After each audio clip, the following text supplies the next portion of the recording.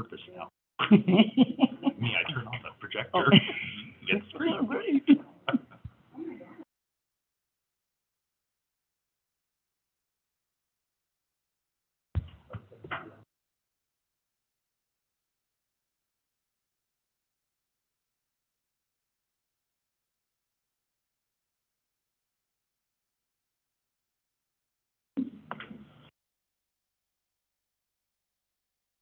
Janet said there was a fire on my street last night, and I can't see any houses that were on fire.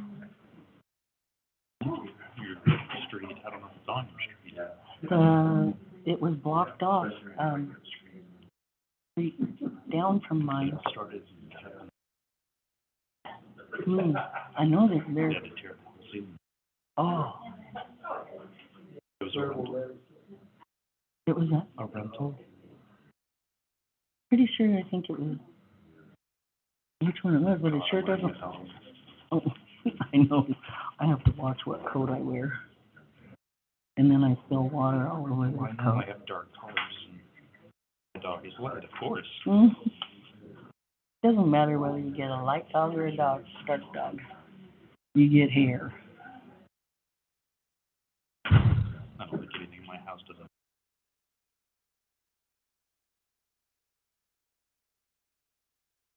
Eating up like that. I couldn't sweep up every day and been knitting a dog out. Are these speakers on? I think at my second Zoom meeting, Bella was, right when I was heading back to the bedroom, she was telling me she had to go outside. And I'm like, no, I gotta get on Zoom. So I went back in the bedroom, so I couldn't hear McGregor bark. First time in my life, Bella. And I was on Zoom, and I could not make any. Oh my God, it was horrible. I always keep it muted when I'm Zoom. I don't do the computer. Well, I was on my phone. I used to have my phone, so there's no picture. Okay, good. There's no picture of me, because I was on my phone. I don't like broadcasting my inside of my house or. I know. Me too. Because my house is like a train wreck. But mine too. Long time no see. Can you sleep?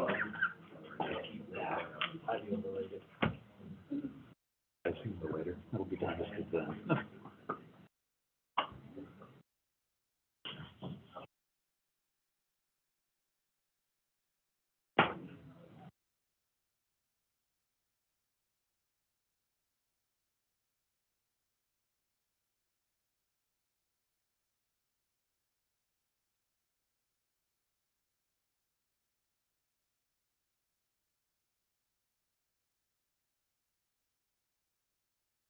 I didn't.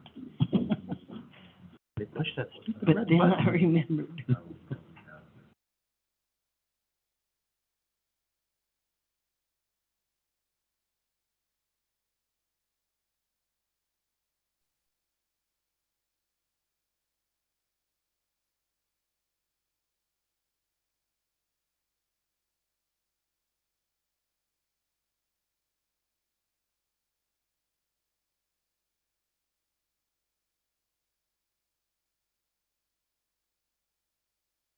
Deputy Mayor, can you hear us? I can. Can you hear me? Yes, thank you. Thank you.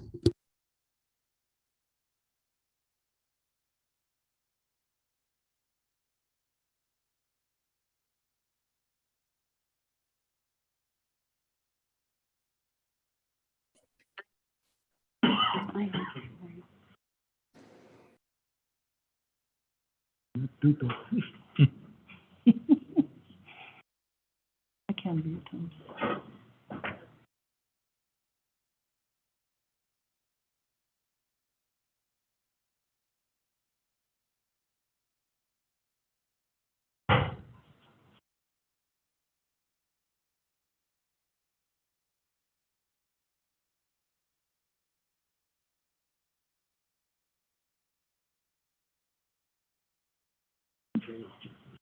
One last time for me, if you're here for public comment, make sure you sign up on the sheet that's by the front door or where you came in. We're gonna be using that list to call people in the order they signed up. So again, if you're here for public comment, the list is up on the little tray up there. Oh, yes, I guess.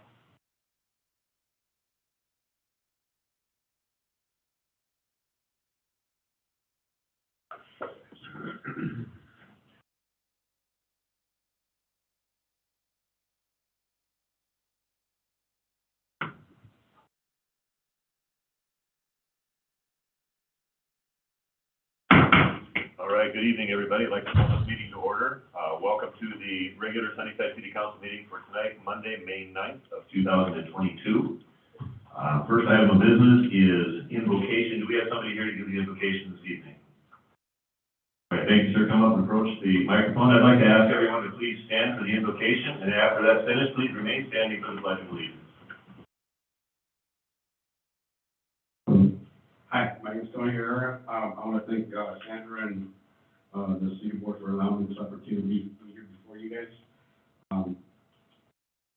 Let's close our eyes and let's pray. Let's have a word of prayer. Heavenly Father, when we come before you, Jesus, and we thank you for this opportunity as community leaders and as community members, God, we ask that you give us more knowledge and more wisdom and even more understanding as we face the common and the uncommon situations of our community, Lord. Lord, Father, I ask, Lord, that you give us peace, Lord, and better understanding, Father. We ask, Lord Jesus, God, that you give us, that you allow us, Lord, to be quick to listen, slow to speak, and slow to anger, Lord. We thank you, Jesus. In your name, Father, we pray. Amen. Amen. Thank you. Pledge allegiance to the flag of the United States of America and to the republic for which it stands, one nation, under God, indivisible, with liberty and justice for all. Thank you. You may be seated.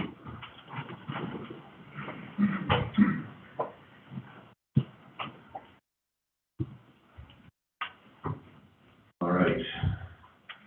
So I would like to ask I did this out of order and I apologize for that, but I knew that our clerk had other things on her mind there for a couple of minutes. I'm going to ask the clerk to go ahead and with the roll call. Are you Mayor Barca, I am here.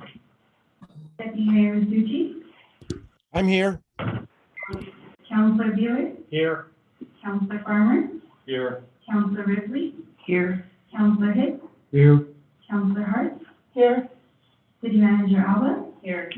City Clerk Vincent, I am here, Finance and Administrative Services Director Horner, Here. Fire Chief Anderson, Police Chief Escalera, I'm here. Public Works Director Fisher, Yeah, I'm here.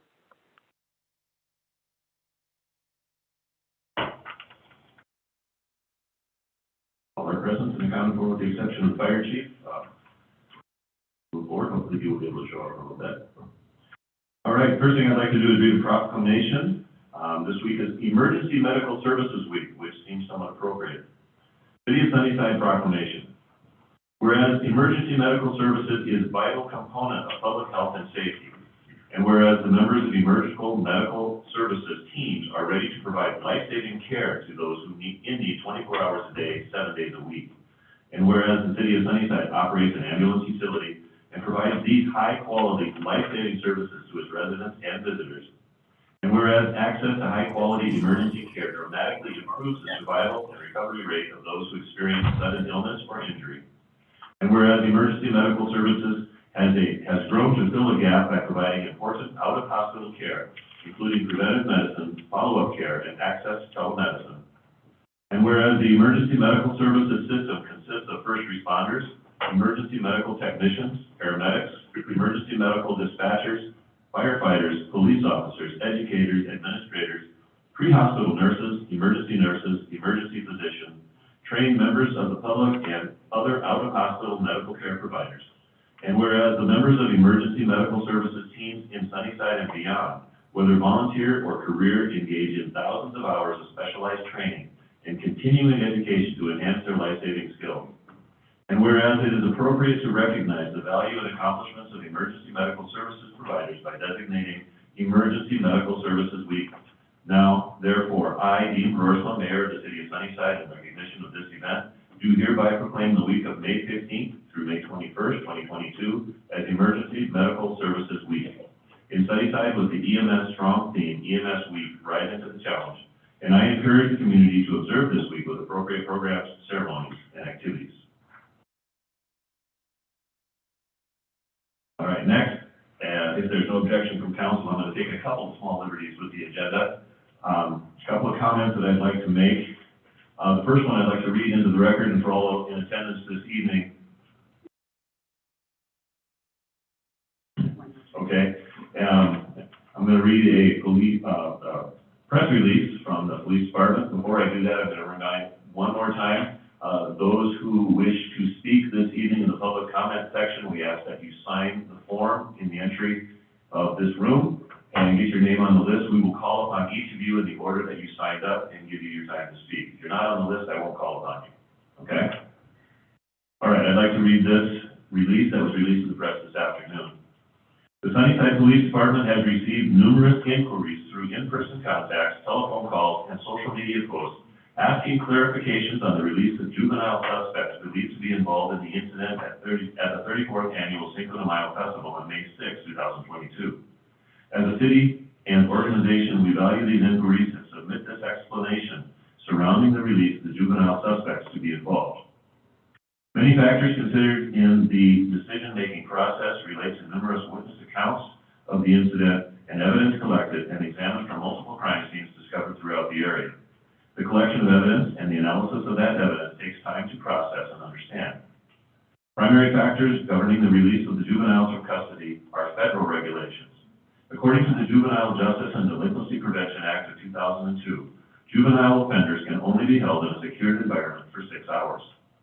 Additionally, state regulations governing the questioning of juveniles under House Bill 1140, which passed during the 2021 legislative session, RCW 13.40.740, which became effective January 1, 2022, states law enforcement officers may no longer conduct interviews or interrogations of juveniles without the juvenile first having access to legal counsel. A juvenile cannot waive this restriction even if they want to waive their rights and agree to speak with officers. All of these factors combined place the department in a position where we could not process and filter the evidence collected to develop the probable cause necessary to charge a specific suspect within the time limits set by federal regulations. We are grateful to our community for their support and understanding, and the Sunnyside Police Department continues to aggressively investigate this heinous act.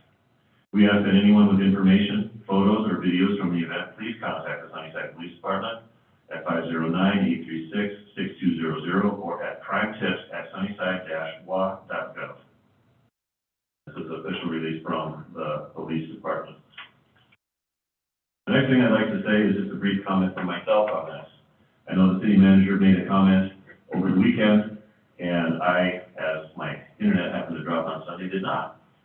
So the events that happened this weekend were absolutely reprehensible, and I think we can all agree with that. These types of things have to stop. We cannot have this sort of thing. We were all, myself included, looking forward to a weekend of celebration after 2 years of not being able to get together. This was going to be fun. I was looking forward to the parade. I was looking forward to the horses, the cars, the food. I always eat too much there. And we all had to miss that because somebody decided that he needed to be a tough guy. And it messed it up for everyone. I'd like to say this is a one-off event, that these things aren't going to happen again, and we have never seen anything like this in Sunnyside, but we all know that's not true. This has been happening over and over and over again over the last few months. Quite frankly, I would be disappointed if this room were not packed. We deserve to be angry. We have the right to be angry. You should be angry. I'm angry. Everyone on council is angry that this happened. Something needs to be done, and we're going to do something about that. You heard what I just read on the press release, that the laws have changed, and in many ways they have significantly tied the hands of our police officers on what they can do to fight crimes and to bring people to justice. And we're going to be looking at solutions for that as well. Because we could say we're going to do what we did 10 years ago, but that would mean that the convictions would not stick, and they would be back out on the street immediately. And if we get somebody convicted, we want them to stay in jail. We didn't release them because we wanted to. There was not some judge in the city of Sunnyside that said we had to. This was not a decision of the police department. This was not a decision of the city council, or myself. This is flat out federal law and state law that govern this. I am calling for a meeting of the Public Safety Committee for next week, Monday, 1 week from today. And I have asked the city manager to work with the police, or the chief of police, to come up with a plan on what we can do and how we're gonna pay for it. And I wanna bring that before council at our next regular city council meeting so that we can vote on something and get it going right away. But I want everybody to realize that even if we pass something tonight, these types of things take time to implement. It takes time to find and hire new police officers. It takes time to search out, purchase, and receive the new equipment that we might need. If we were to get a citywide camera system, it will take time to get the bids. It will take time to figure out how they need to be set up, who's gonna set those up, how to get the infrastructure in, and that sort of thing. So what do we do in the meantime? It relies on all of us as members of this community. We have to see what's going on, we have to report what's going on, and we have to be willing to do that. I know that fear of reprisal is a real fear for a lot of people, and there are ways that you can do that anonymously. And I think maybe most of you have seen on social media that there's a public forum that's coming up next week, Tuesday, on the 17th. I encourage you to be part of that. There are other forums planned for throughout the summer as well. This is not something that came just out of this weekend's event. This has been in the planning for some time. And you will be shown how you can participate and help knock this down. And we don't want this sort of thing happening in our community. We live here because we like it here. We want to raise our families here.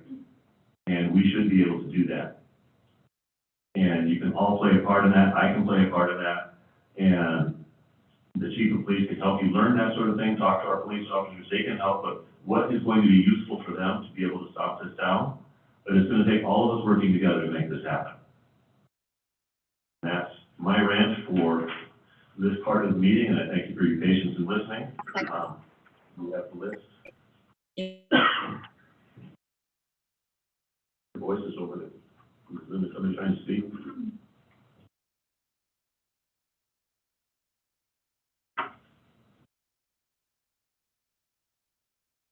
Okay, I'll go down the list in order, and in the public comment section, if you have an agenda, I think it says on the agenda, speak audibly into the podium microphone, state your name and city of residence for the public record. You do not need to state your street address, just the city you live in. If you live in the county, just say you live in Yakima County.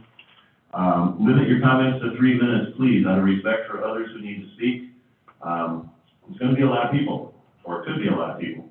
And so limit those comments to 3 minutes if you would, please. All right, so actually I have 8 people signed up and 2 decided not to. So I'm gonna start out with Jorge Galvan, first person on my list. And there's a timer up on the wall there, so you can keep track of where you are. Thank you, sir. Good evening. My name is Jorge Galvan from Sunnyside. I've been a local business owner for the past 18 years. This is my first time voicing my opinion. After Friday's incident, I decided I can no longer stay quiet. Our innocent kids are getting hurt, and that is not acceptable. Luckily, no one died. We should not wait until an innocent child dies for our community to fight back. I understand our police department is forced to fight crime with their hands tied behind their backs. And the laws that come out of Olympia are hurting us. It's just like criminals find ways to avoid the laws. I'm sure this council can find loopholes to fight crime. It can't be possible that I can't get out of a parking ticket that these gang members can avoid murder charges or attempted murder charges. I want answers. The community deserves answers. The city council was voted so you can show leadership. You cannot let these gangs win. What is the council doing to help fight crime? When are we bringing back the gang unit? We have to stop violence. We stopped violence in the past, and we can do it again. I belong to District 3, which elections will be held in 2025. Sorry, but I cannot sit around any longer for another 3 years. I'm not here to point any fingers. We all need to come together to fix this mess, starting with the parents and to better control the kids, school district, local press, Sunnyside PD, and the members of this council. You need to make better decisions for our community that elected you. For example, on today's agenda, you are voting to increase the wages from $77,300 to $97,300, $20,000 increase for Parks and Rec supervisor position. to me, that's too much, $97,000 for them to make. I asked the city council, will know of this matter. This is what I mean when council needs to make better choices. This should not have been brought up for vote. The council needs to concentrate on issues that are affecting the community. I'm sure if we brainstorm, we could come up with better ideas to use that extra $20,000. Another example, you guys charge $25 for soccer leagues to use the fields per day, per field. These fields are already in place, paid by the taxpayer money. The most you can possibly spend in a week is, the cost of mowing the lawn and turning on the sprinklers.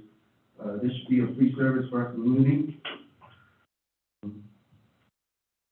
Once again, thank you. Yes, sir. Next on the list is Rafael Larios. Good afternoon, council. My name is Rafael Larios, resident of Sunnyside.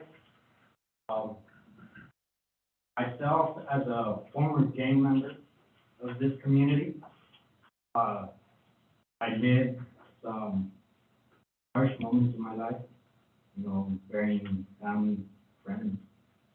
And what happened this past weekend to me is unacceptable. I have young kids. I don't feel safe taking my kids out anywhere, knowing that, hey, we might be a random act of someone's gang retaliation.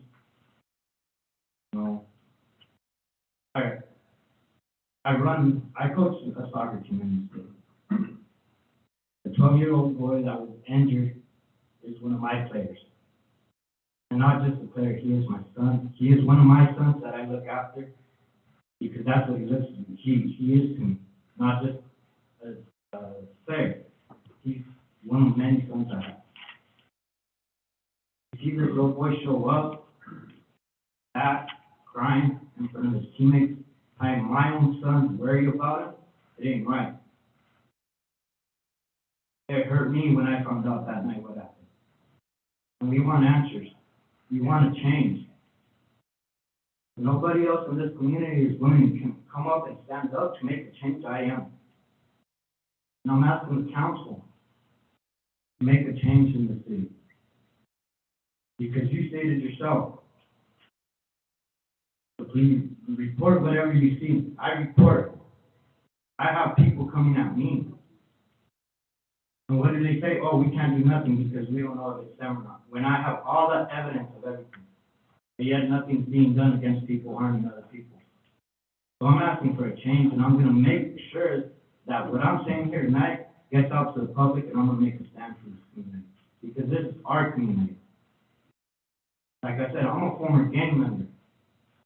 There's a role model that made me change my lifestyle. And if that's something I have to do, I'm going to go beyond the measures that I have to do it to set an example. So with all these events going on, with this gathering going on the 17th, my voice is going to be heard throughout this community. And I know a lot of people out there will stand behind me. Mr. Mayor, I would move to suspend the rules. If the public wants to come and talk tonight, I'm willing to listen to every word they have to say, and I don't want to cut them down, cut them short. I move to suspend the rules and let them take as long as they want. Thank you, Councilman. Well, we have a motion. Do we have a second? Second it. All right, council, we have a motion and a second to suspend the rules for the 3-minute rule. Is there debate on this issue? How many minutes are we to allow when we have so many people who want to speak? Only 8. I have 8 people listed. Doesn't matter. There are 8 people who are going to get 3 minutes to discuss what they want, and they put it together, how they would like to say what they'd like to say. And I think in 3 minutes, you could pretty well state the cases, each one of you. The only thing this community is asking is for a change, for everybody to come together. The council will be more. Excuse me, sir. We have a motion, and so the council's got to make a decision here before we can carry on. So we're just going to ask for your patience here just for a second, all right? Just for a few minutes. So, other debate on this? I've got a comment. I was elected to serve the people. I was elected to hear the people. And I am willing to stay here all night if I have to stay here all night to hear what they have to say.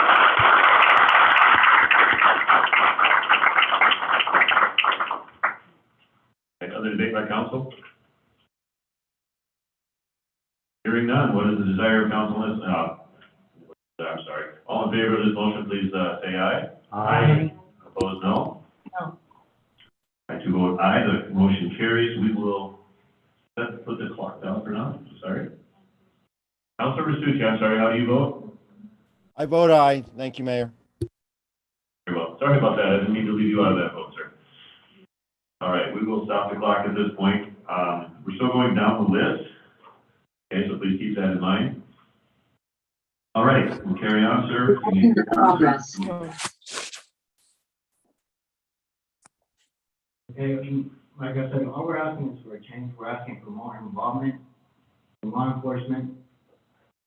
Be involved in more, the activities. I understand, yes, they are involved, with school, Cinco de Mayo, stuff like that, yes.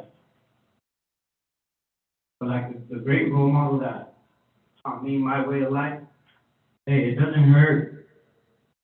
You see somebody, a kid, hey, look, see how their day's going. That's the way we're raised. Go to school randomly. Hey, how you doing today? Make a difference. I understand financial in this. I was a businessman myself. Just like George Galvan mentioned, hey, you guys shouldn't be having to charge $25 to use the soccer field when everything's already there. You guys built a brand new soccer field out here, and how many times did it get used? Twice. 2 years I was in. Stuff like that keeps kids out of getting involved in games, because that's what I did. I got involved in sports. I got involved in the community, and it just takes time of speaking with the children, speaking with the parents, and getting them involved in different activities. Community center, open it up to the public again. Build more stuff for the community to be involved in. Just make a change, because I know it's getting to a point where parents are going to start taking matters into their own hands. And I don't think that's something you guys want to feature. Thank you guys. You guys have yourself a wonderful evening. Thank you. Next on our list is Jim Stevens.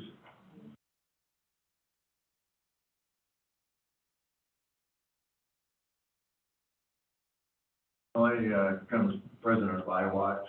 Sir, could you approach the microphone so we can? Yeah. Okay, because otherwise it doesn't go out over Zoom. Oh. Got a lot of garbage here to get. Jim Stevens, Sunnyside, Washington.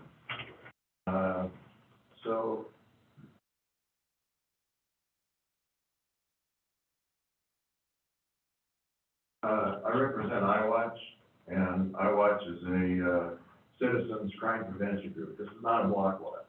This is the group that in 2011, we were instrumental to assist the police and help to empower them to drop crime 60% in 1 year. It was monumental, and we certainly couldn't do it without their help. But I also think, according to what they said, they couldn't do it without our help too. I'll say a little bit more. Mark, can I come through here, please? I want to say this on the. You can pass it to the chief. So this is a statue of a policeman with a little boy holding his hand in a protective manner. And iWatch wants to present this to the police department, and this is what we expect from our police department. This is something I know. Speaking in the microphone, sir, I'm sorry. Sorry to keep harping on that, but people who are listening on Zoom want to be able to hear as well. So this is commemorative of the police protecting our community. From the hand of a child here, this is what the police are here to do. This is what we expect of the police, and we want the police to have this so they're reminded of that. Currently, things have changed, and we're my turn. And things have changed. The rules have changed, the times have changed, et cetera. We're right back where we were in 2011 in a lot of respects. So I remember in 2011, we had some rules that took place to help to reinstate prevention.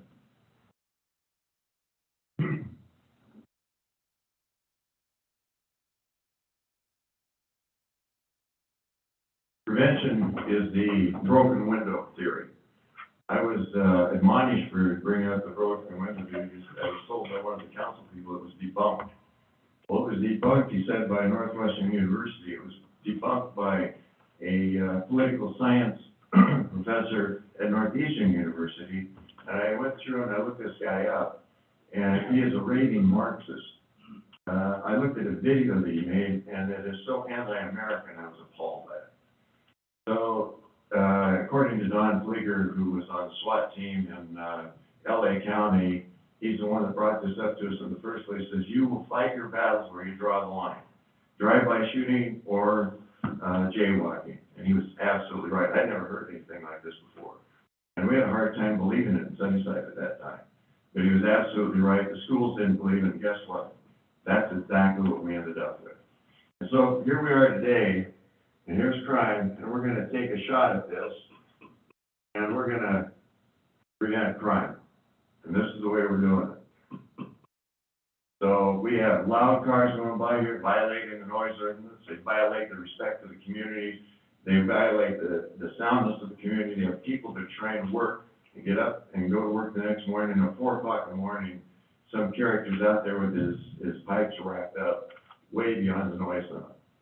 And also, he's altered his car, his automobile. You can't do that. He's got dark windows. You can't even see him. You can't do that either. And yet we're allowing this to happen. So Phil Shank came in here, and I remember him walking right down the side on his Kevlar vest after we had 6 homicides, more per capita than any place in the United States at that time. And he walked in here and he says, I've got a plan. At that time, our acting chief had a nervous breakdown, I believe. And says, I've got a plan, and it's a military plan, it's a 6-point plan, and we're going to do A, B, C, D. The gangs are enemy, and this is what we're going to do.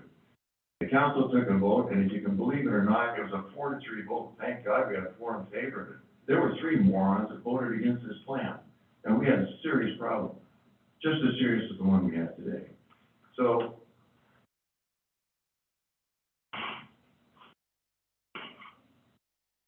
this was Phil's plan, not this one. He took a hammer out and he drove the thing right through the deal, and right through the wood, and I tell you, it worked. And this is what we need to do today, and I'd like to have the city take this and keep it and hang it up as a reminder that this is not what we want to do. If there's a loud muffler out there, somehow or another, let's get this guy off the street or have him toned down. If somebody's parked on the wrong side of the street with the left wheel to the curb or whichever one is the wrong way, let's turn that around.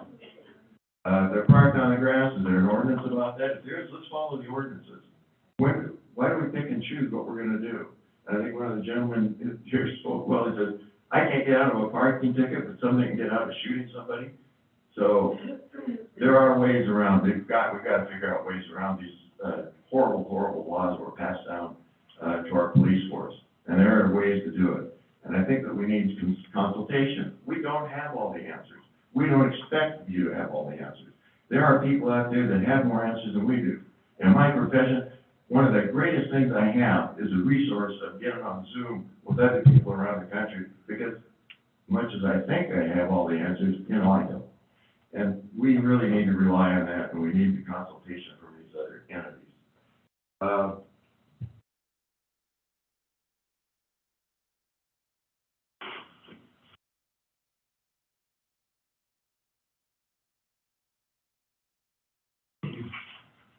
One of the things our iWatch group does is we have these little badges we put out. And everyone in here, I'd like to, before you leave, if you want to, I'd like to have you put your name and your phone number or some way we can get in touch with you to let you know when our meetings are going to be. And the next one's going to be at the Lutheran Church up on the hill here on May 19th at 6 p.m. And we need people to show up. We're gonna invite our city government, the people that can come to that, we're gonna invite them to come too. So we're gonna start having these meetings at least once a month. I'd like to have people have these badges and wear them. Consider yourself deputized as a community member to come out here and do the things that these guys are talking about. And the other thing it does by showing this is it empowers the people that are intimidated. And these guys know about intimidation. I talk to people all the time. Back in 2011, I remember this one guy, and he said, "Oh, they're dumping garbage out here in my yard." And I said, "He's a great guy." I said, "Come to our meeting." He never showed up. He's intimidated. So we need to empower people to be able to stand up for their own rights as American citizens, for heaven's sake.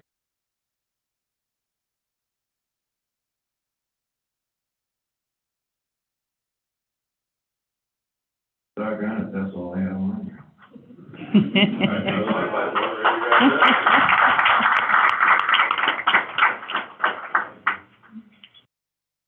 Next person on the list is Rosalie Stevens. She wants me to talk for her. Oh, okay. No, okay. So the next person on my list is Chelsea Stevens.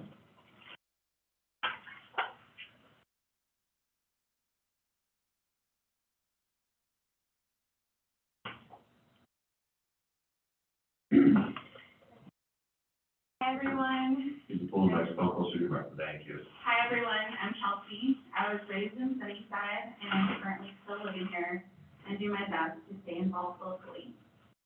Since I was a kid, I've seen and experienced much violence in my lifetime.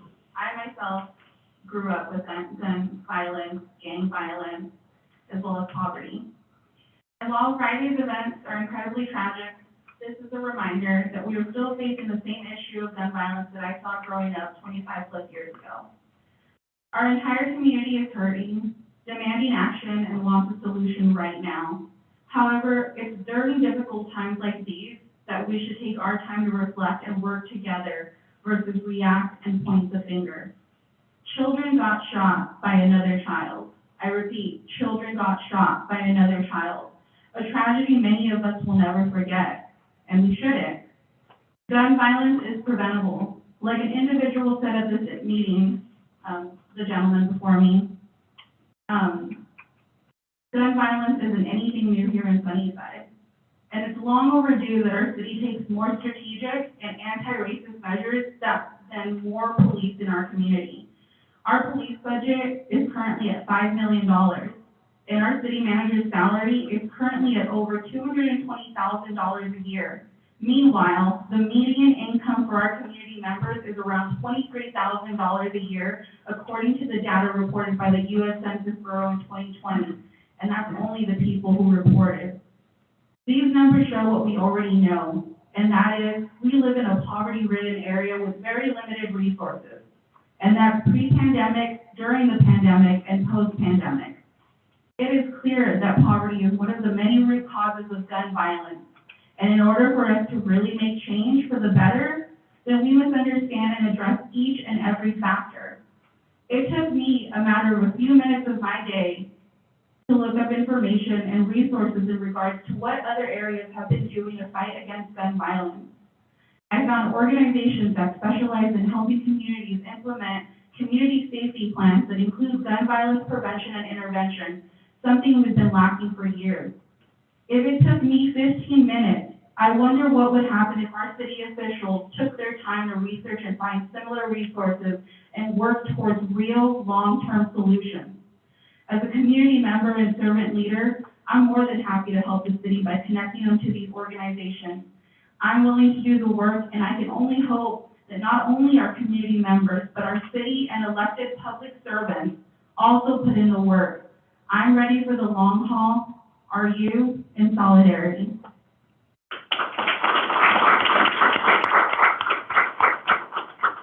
Thank you. I can take just a moment to correct a little bit of misinformation. The city manager's salary is nowhere near $220,000. So I'm not sure where you got that information, but On the website. really, It's the 2020.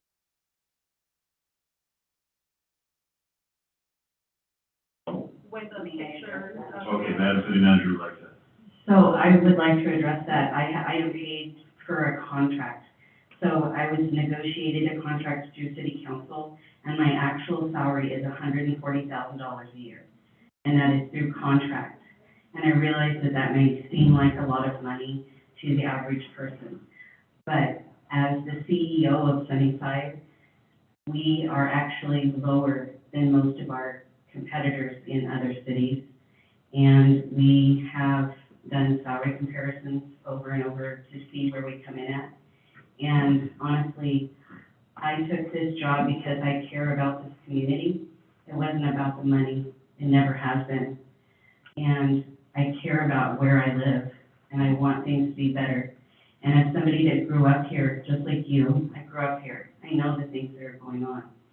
And I really, really think that if we all come together, we can solve this with multiple ways, and it starts with the youth.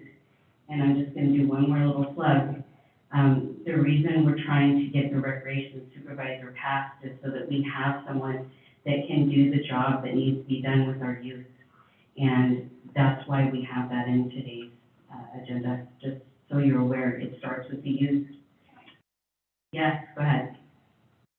Annual budget that is on your website for 2022.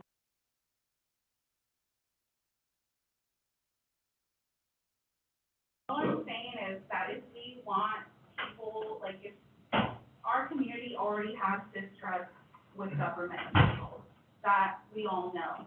But it's on our city, make sure that information is accurate. This is on the Sunnyside website. I looked it up, it was the first thing, as well as every other budget, and it shows there every budget for every department and every person that works there. So why is this up here? Like, this is what you guys get paid to do, so that information needs to be accurate. So separate from the budget, there is a line item that would say city manager, but that's salaries and benefits. That does not include only my salary. It would include other people's salary in that line item, if that is something that's in there. So this could go a long ways down a rabbit hole, and we're gonna be careful here. I have, an agenda before me that says that we are going to have an executive session next. And what happens during an executive session is everybody is asked to leave the room so that we can meet, because we're talking about sensitive information. The police department individuals are going to be out there to answer questions, and Jameson, are you part of the executive session? I am part of the executive session. So, but there can be, do we have somebody that can help her understand how the budget is prepared and? Do you mind if I just, offer a comment? I'm available for people to come and go over that budget with me. My phone number is on that same website where you got that information, directly to my office. And I can go through the budget with anyone who's interested, page by page, line by line. And I'm available for that. Well, definitely an order of business is updating the city website with accurate information. We won't deny that. We've had a couple of errors brought to our attention today only, so, we are human, and there are sometimes things that get past us. All right, next person on our list of speakers is Mr. Jason Raines.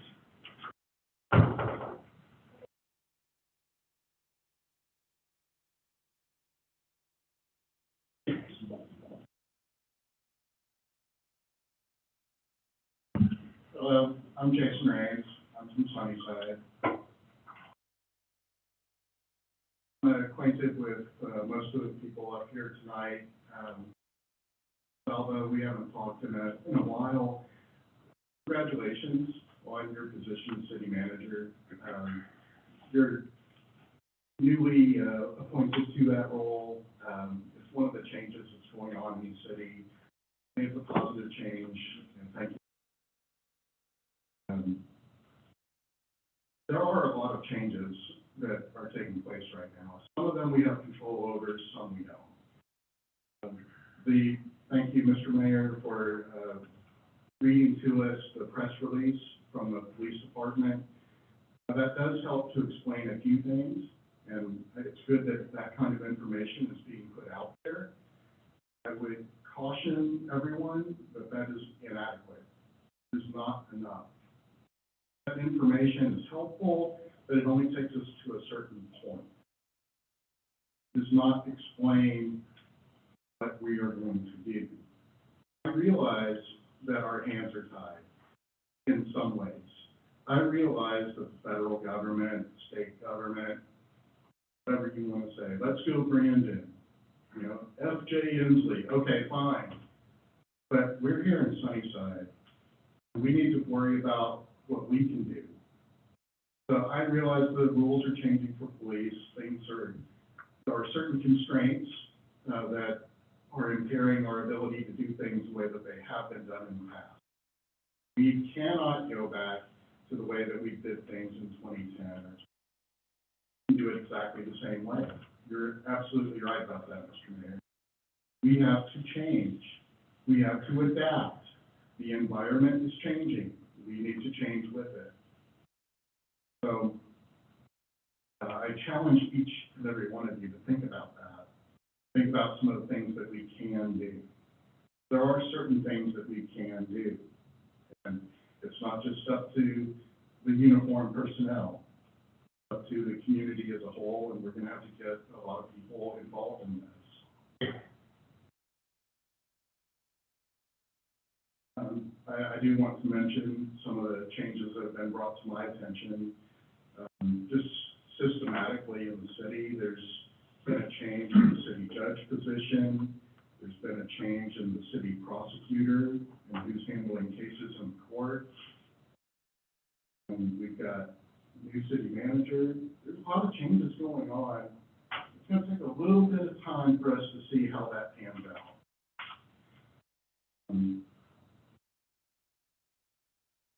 Chief Escalera has been here a number of years. I respect him. He came in when the times were good, so to speak.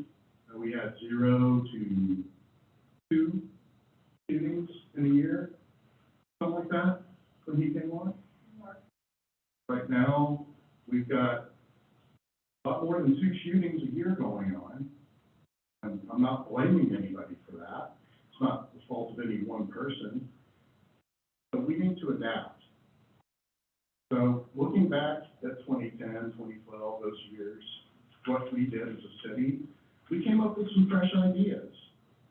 We had a crime-free rental housing program that was a tool that got a lot of the bad elements out of our town. I realize that's not a tool that is in favor right now. But we need to come up with some new tools. We need to bring new things to the table. Maybe some new ordinances if necessary, new attitudes, new approaches. We need to find some things that we can do. A number of years ago, an instructor at the U.S. Army Ranger School in North Georgia was telling me about training in the National Forest. He was talking about wanting to create these cleared areas where helicopters could land, soldiers could get out and train in the National Forest area. Guess what? The bureaucrats wouldn't let them do it. They said, this is a detriment to the environment to clear these trees out for a helicopter to land.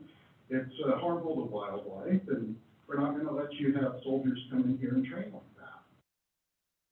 Well, did he take no for an answer? Think about it. The Rangers are known for a can-do attitude. He didn't just take that as an answer. He thought about it. He went back and said, hey, what if we create some food plots for the deer and the other wildlife? How about we cut down some trees, say, in a circle, I don't know, 50 feet wide, and we plant some wild oats and other things in here. And the environmental people said, yeah, that'd be good. That would actually help the wildlife. And then the man said, hey, would it be okay if we occasionally, every couple of months or so, had a helicopter land and just drop some people off and just take off again? Well, yeah, that wouldn't really hurt the environment. You wouldn't be there for very long. And so he got approval for it.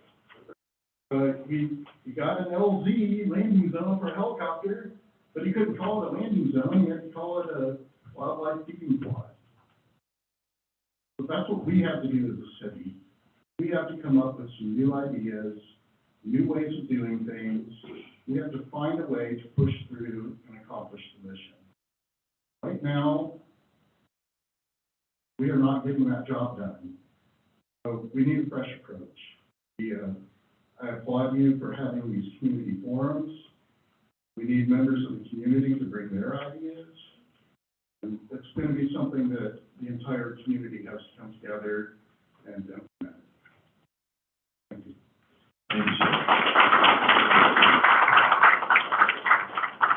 I have two more names on my list, but they seem to have crossed themselves out. I've got a Leticia and a Lorenzo. Are either of you here and want to speak? And we're scratched off. You're scratched off, okay. Very good. Well, I want to thank everyone for your comments. Every one of you said things that were important, things that were correct, and you made valid points. Those of you who said that you wish to make your voice heard and that you're not going to be quiet and it's going to be heard all over town, absolutely. Go for that. That is necessary. We need mentors for our youth. We need people that can guide them away from a life of violence, crime, jail time. These are smart kids. They're just misguided. And we need people who can step in and help them in that role. And there are 7 of us counselors. There's a lot more kids out there that need guidance. And we're not necessarily equipped for that.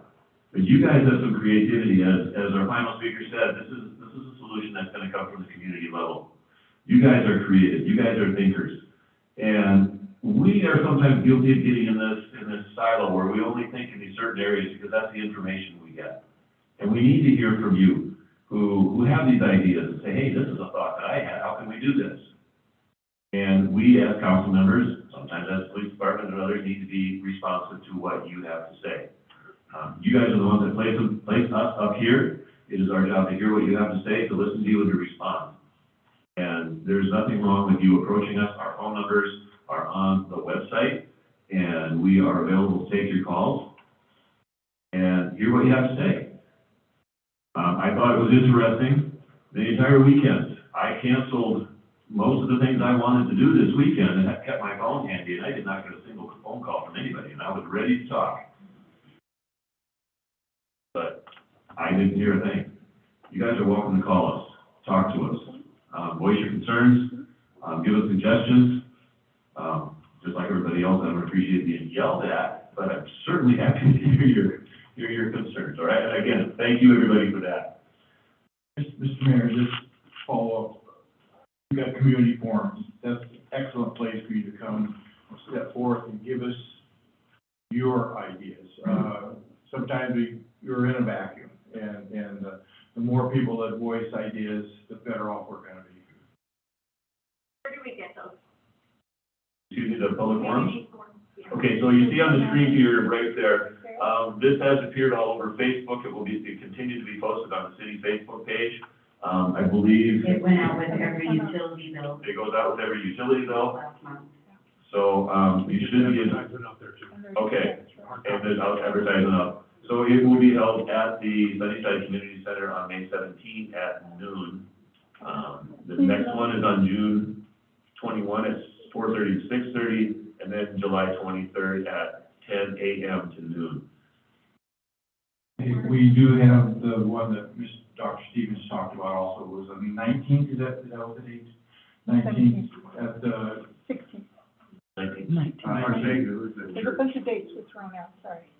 And at what time is that one, Mr. Barber? 6 o'clock, wasn't it? 6 o'clock. Yeah. And if I may throw out to all citizens and anyone listening to this, my cell phone number is on the city website. I'm happy to give it to you right now. You call me, I keep it with me, I call it my personal and work. And I do put sleep focus on so that I can actually get some sleep at night, but you're welcome to text me, call me if you have a concern. And 509-836-1096. Call me. Mr. Mayor, I want to speak to the recreation program. Several years ago, because of budget cuts, the Park and Rec department was completely gutted. Prior to that, there were soccer teams, there were softball leagues, there were volleyball leagues, there were all kinds of activities for children to play and to do, and games, and all kinds of things that kept kids active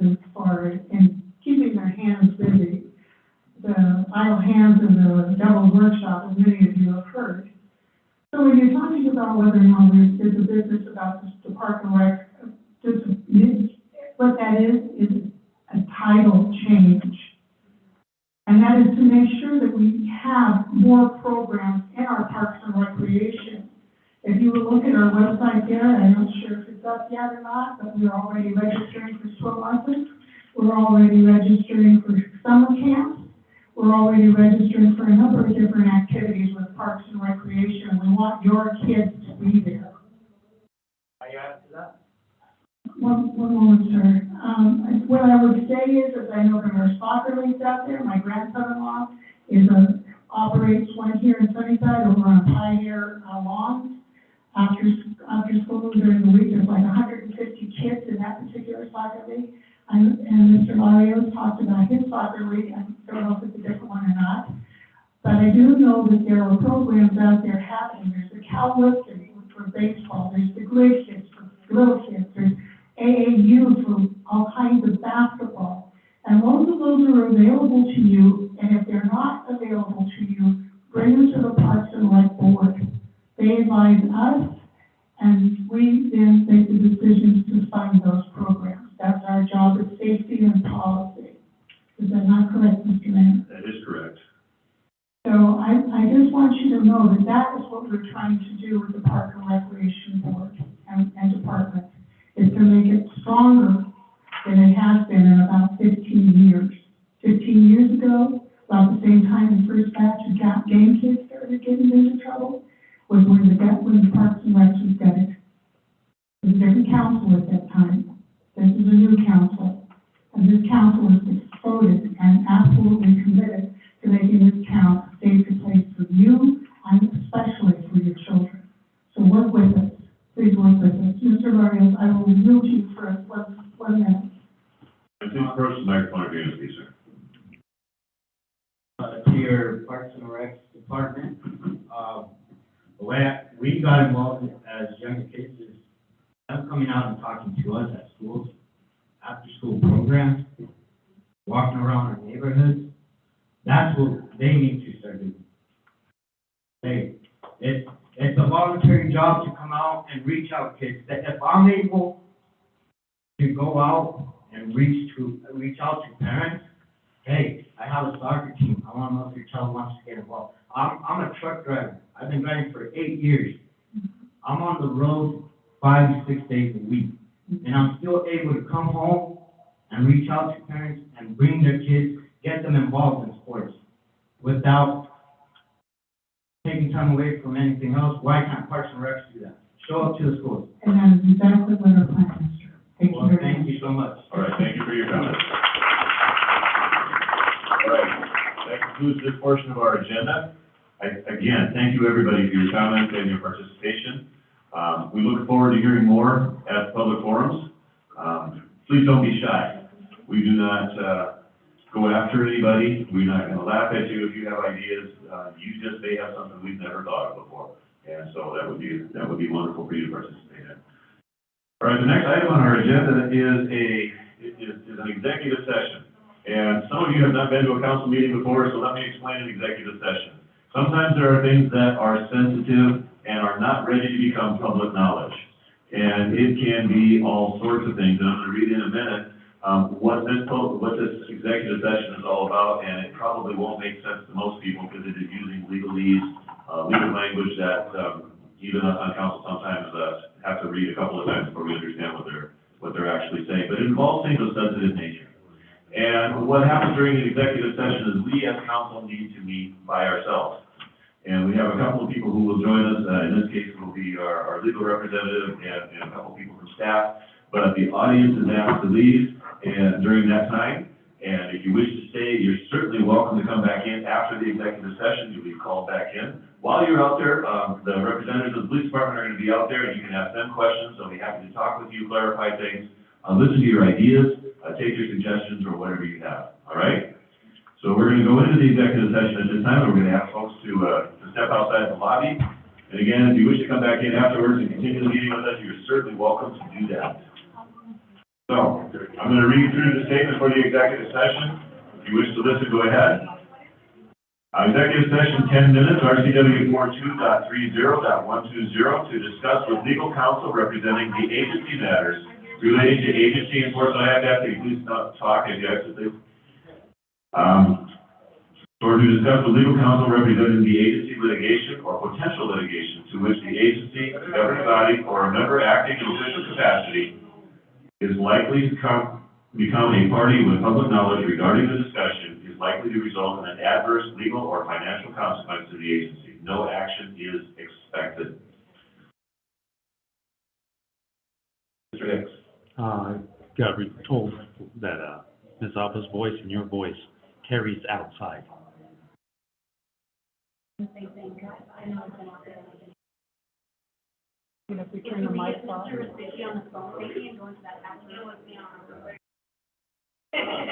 Richard, are you taking on the phone for the executive session? I can do whatever the council wishes, Mr. Mayor. If you want me to call in on the line, I can do that. Just need the number. Yeah, and then we'll. That's what I mean. Okay. I am aware that I have a voice that carries. Testing. Okay, great. Thank you. There you are. He's back. We got. Okay, I'm back.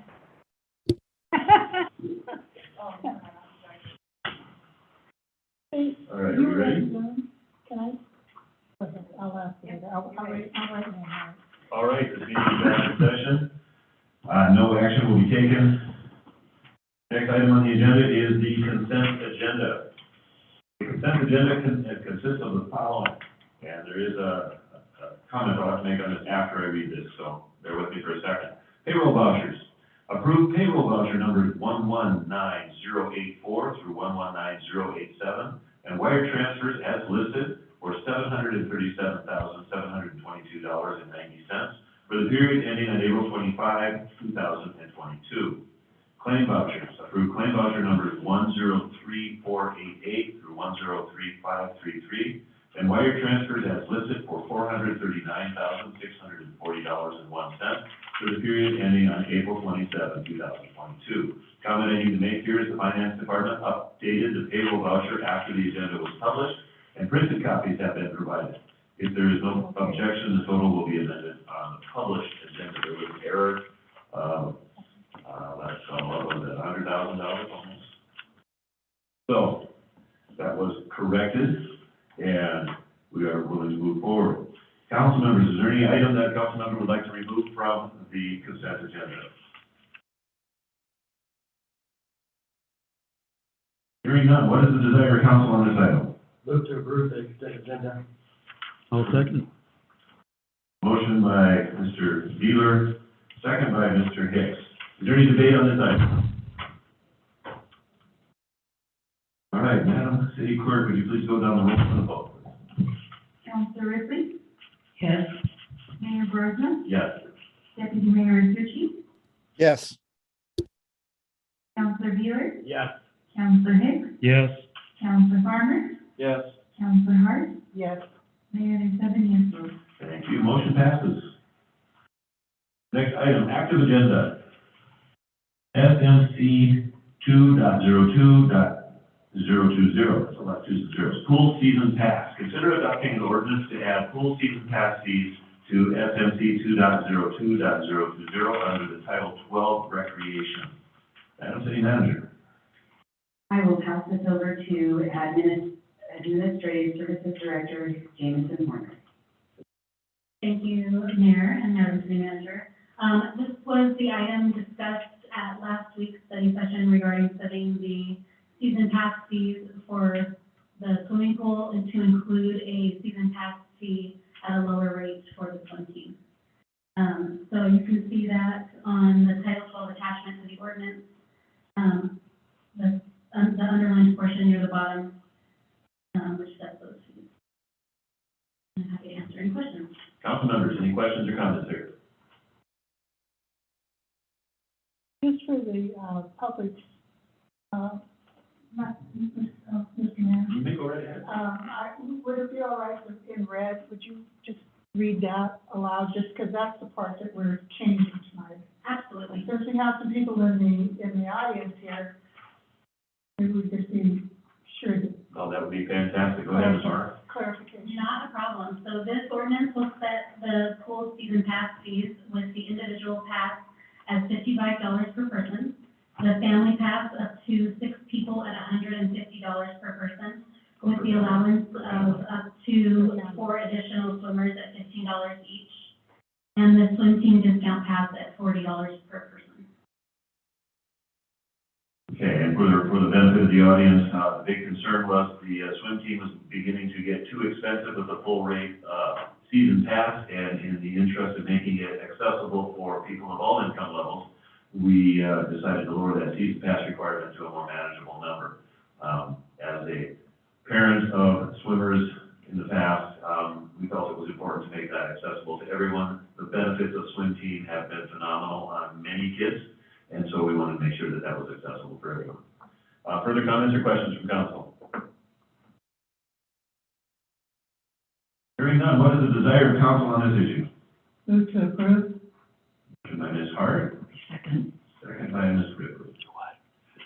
To adopt an ordinance to add pool season pass fees, SMC 2.02.020 under Title 12, Recreation. Any debate on this item? Hearing none, Madam City Clerk, will you please go down the roll for the vote? Councilor Ripley, Yes. Mayor Burisma, Yes. Deputy Mayor Tucci, Yes. Councilor Beeler, Yes. Councilor Hicks, Yes. Councilor Farmer, Yes. Councilor Hart, Yes. Mayor De Seven. Thank you, motion passes. Item B, recreational programs and activity scholarships. Consider approving a resolution allowing scholarships for recreational programs and activities. Madam City Manager. Again, I will turn this over to Ms. Warner for presentation. Thank you, Madam City Manager. So in addition to our discussion at the workshop last week, we also discussed offering scholarships for recreation programs for low-income members of our youth. And so as we discussed, we wanted to put in a $3,500 scholarship to cover certain recreation programs that may be approved by the city with criteria set dependent upon each program that we decide to offer a scholarship for.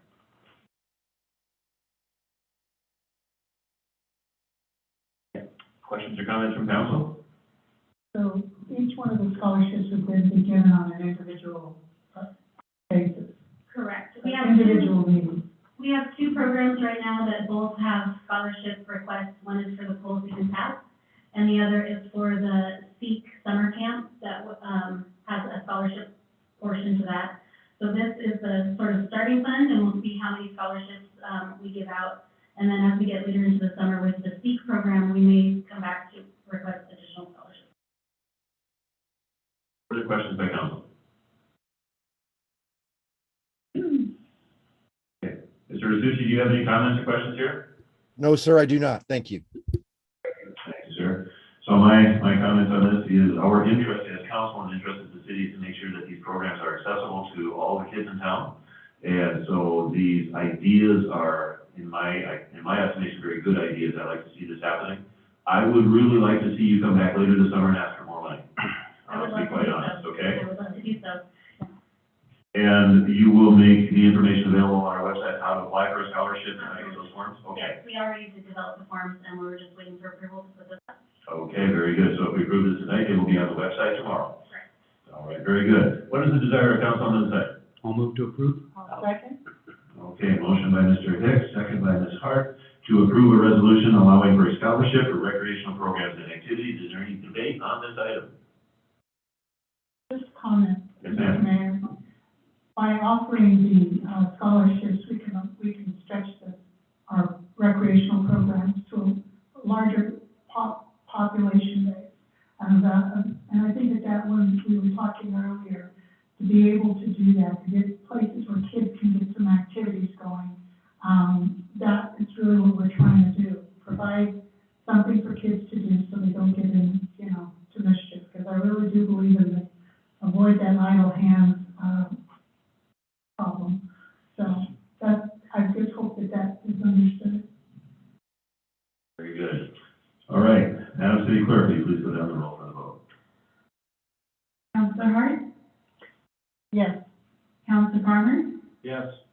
Counselor Hicks, Yes. Counselor Beeler, Yes. Deputy Mayor Tucci, Yes. Mayor Burisma, Yes. Counselor Ripley, Yes. and there's 7 yes votes. Thank you, motion passes. All right, item C, classification and compensation schedule, Parks and Recreation Supervisor. Consider adopting an ordinance adopting the updated classification and compensation schedule. Madam City Manager. Thank you, Mayor. Again, this is the Ms. Warner show, so I will let her present this item. Thank you, Madam City Manager. I would like to make a couple of comments based on the public comment session earlier today, in addition to what I have on the agenda sheet. But this is a request for reclassification of our our recreation coordinator to a recreation supervisor position. And so the $20,000 difference in budget includes both salary and additional benefit costs for the increase in that position. One of the comments that was made by one of our citizens was being available or being able to offer programs, but then he also said he didn't want to have a recreation supervisor. And I just want to make sure that the public is aware of what our recreation supervisor will do. Not only does she staff the community center to make sure that it is open and arrange for open gyms and for access for students to have, she also goes out to public entities to look for grant funding, like she did with our summer camp program. In addition, she and I work very closely together to brainstorm constantly on ideas to bring to our community. And what I wanted to highlight today is something that she and I tossed around several months ago, but it becomes very apropos with everything that's going on. And it's a program called Guitars Not Guns. It's a nationwide program. They have a branch in Seattle, and we've already reached out to them actually several months ago, like I said, looking to start programs like this, which is a program that provides guitars and guitar lessons to students, and they work through the program, and they get to take those guitars with them when they finish the program. And it's just another opportunity to keep children out of trouble and give them things to do. Our recreation supervisor is very focused not only on sports, but also on other activities for our community, on bringing art programs to kids and doing also not only for children, but senior citizen activities and things for people of all ages. And approving the reclassification of this position will give her the flexibility to work hard to bring these programs to Sunnyside. Council, questions or comments? Ms. Hardy? I think it's really important for people to realize what it is that our recreation supervisor does. And thank you very much, Ms. Warner, for outlining that for us. So we are as clear as council as we hope the public will soon be with the programs and how we're trying to rebuild that for safety and education of our students. In cohorts, I hope with the school district at some point. Yeah, my brain was going down a rabbit hole while you were talking. You were talking about programs for seniors. I was thinking, how can we combine kids and seniors, kids and adults, and have them work together and learn some things and respect for each other?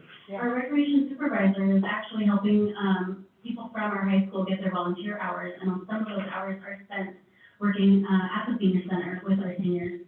And I think that those are things that she is focused on. That's the mind of a former high school teacher, so that's how my mind went down that. All right, further comments and questions by council? Mr. I Mayor? like the guitar one. Oh, yeah. My son, he wanted to learn to play guitar, and they didn't have no classes in high school. So he joined mariachi, and then he was able to learn guitar. And guitar is really good for kids. They can really go far with them. Mr. Risucci, sounded like you had a comment. Just real quick, Mr. Mayor, when someone brought up about programs available for working with seniors and kids, I'll remind council that People for People has the senior nutrition program where the Meals on Wheels. If there are kids that want to get involved in that program, all they need to do is contact People for People, 411. Thank you, sir. That is correct. Okay, if there are Thank no you, more ma'am. comments, what is the desire of Sorry. council on this? 211. It's 211. 211, got it. Move to approve. Second. All right, motion by Councilor Hart, second by Mr. Beeler to adopt an ordinance adopting the updated classification and compensation schedule. Is there debate on this item? Over there, like there's two holes, but it goes to the same spot. All right, Madam City Clerk, would you please go down the list for the votes? Councilor Ripley, Yes. Mayor Burisma, Yes. Deputy Mayor Tucci, Yes. Councilor Beeler, Yes. Councilor Hicks, Yes. Councilor Farmer, Yes. Councilor Hart, Yes. Mayor, there's 7 yes votes. All right, motion passes, thank you.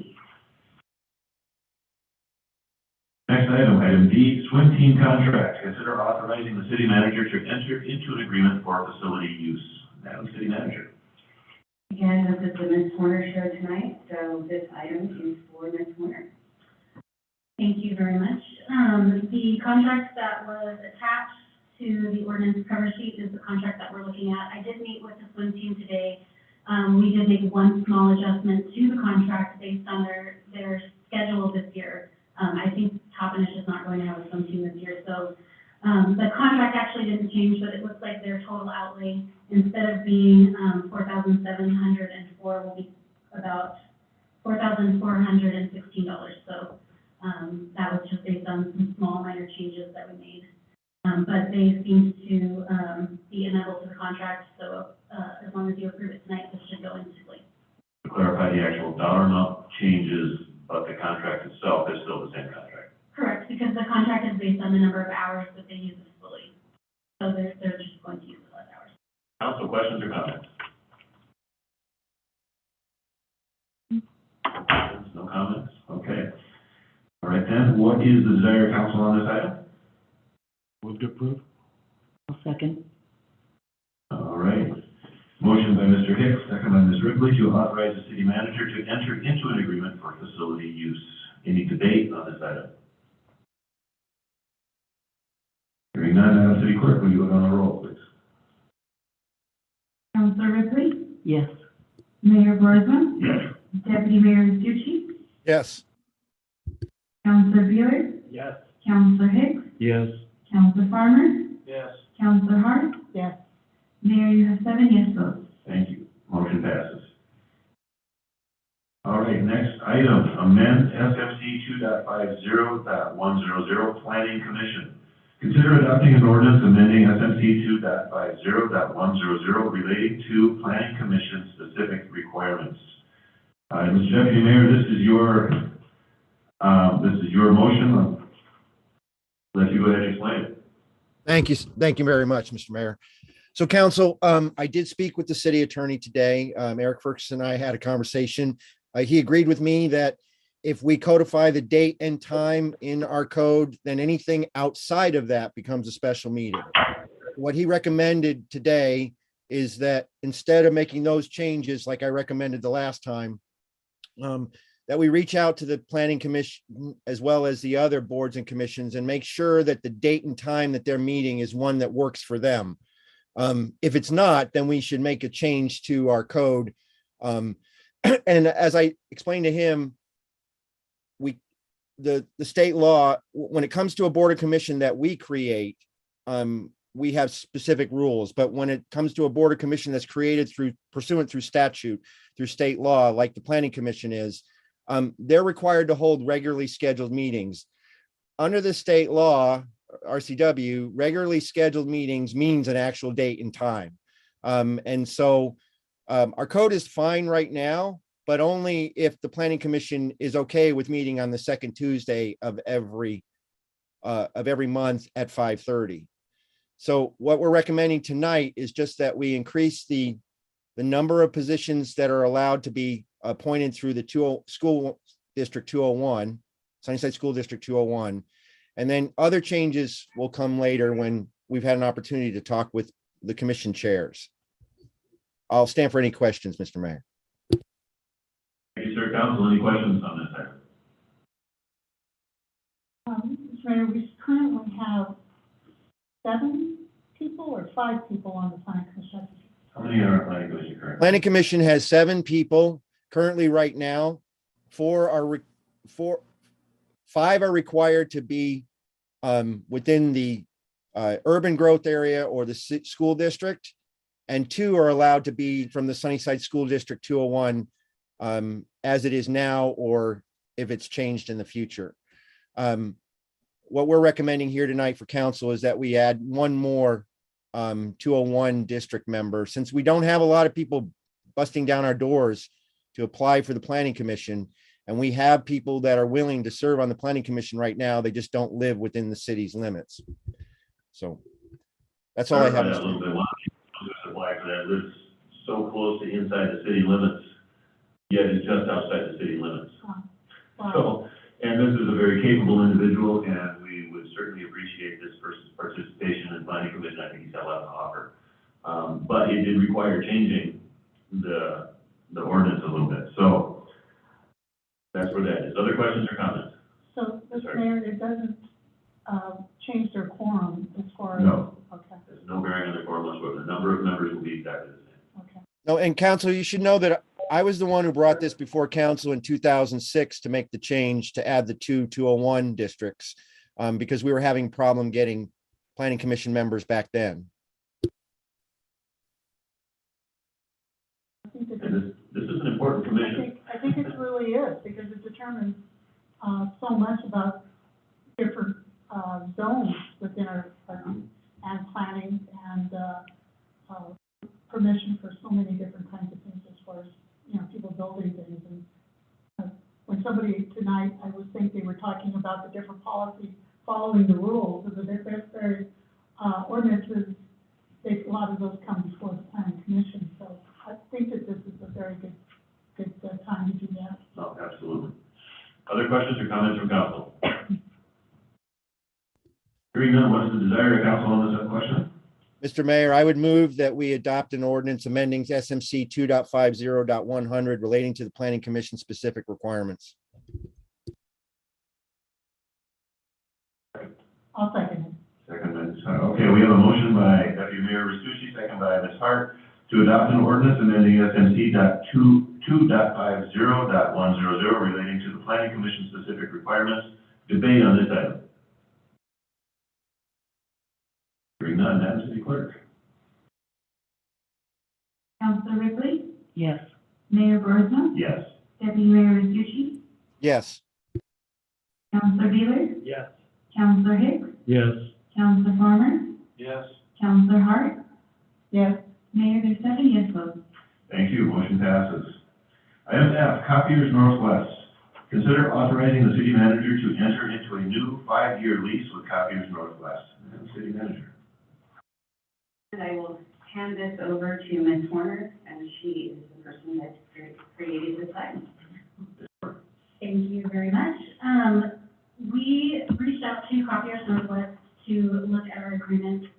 Our agreement is set to expire later this year, and we wanted to look at other options. And they came back at us with, I guess Sharp has a really great promotion going on right now, so they're offering to start us a new contract, switch out all of our machines, and save us money. So it sounds like a pretty good deal to me. The full contract amount will be $1,300 less per month. So it is going from $5,787 a month down to $4,455 a month, and also increasing our number of copies before we get additional purchases. Okay, questions or comments from council? I'm very pleased at the results of the contract negotiations. Did we check with anybody else? We did not at this point, and I did consider, and I would gladly talk to you about one of the reasons we didn't. Copiers Northwest, we would have to, if we went to another company, we would have to have them buy out the lease for Copiers Northwest. And so the remaining lease for this is basically that $5,787 times however many more months we have. So we could look at another option, but what we would have to do is still pay that amount in addition to a new contract. So at this time, this is a more cost-effective way, unless you'd like to wait till the end of the contract. Other questions or comments? My question, how soon can they have these copiers in place? In a month, I'm pretty sure he said. In a month. And how many copies are we talking about? There are, well, it doesn't say how many on here, but. 23 units is what's in your cover. Gosh, I'm so organized, I don't even know. There it is, right there, I could have read it off the wall too, so it's 20 units within a month, and they're all brand new Sharps, you said? Yes. Okay, and they're all wireless, Bluetooth capable and all that good stuff? Boy, I don't know about wireless, but, they're all, we can all get them to the network, Okay, so. then we're gonna get new stuff, let's get cool stuff. All right, further questions or comments from council members? These all off the shipping containers yet? Supposedly they are. I think that might be why they have the deal though. It might be a little rusty. All right, what is the desire of council on this item? I'll move to approve. I'll second. All right, motion by Mr. Hicks, second by Ms. Ripley to authorize the city manager to enter into a new 5-year lease with Copiers Northwest. Is there debate on this item? None, Madam City Clerk? Councilor Ripley, Yes. Mayor Burisma, Yes. Deputy Mayor Stucci, Yes. Councilor Beeler, Yes. Councilor Hicks, Yes. Councilor Farmer, Yes.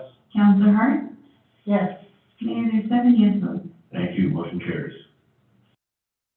Item G, Keller Roback Settlement MOU. Consider authorizing the city manager to sign an MOU with the law firm Keller Roback. Madam City Manager.